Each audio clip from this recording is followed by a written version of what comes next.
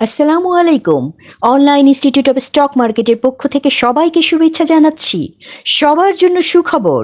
প্রথমবারের মতো online institute of stock market আপনাদের জন্য প্রথম কোর্সটি সাজিয়েছে ভিন্ন রূপে, ভিন্ন আঙ্গিকে, সহজভাবে সব ধরনের বিনিয়োগকারীর কথা মাথায় রেখে।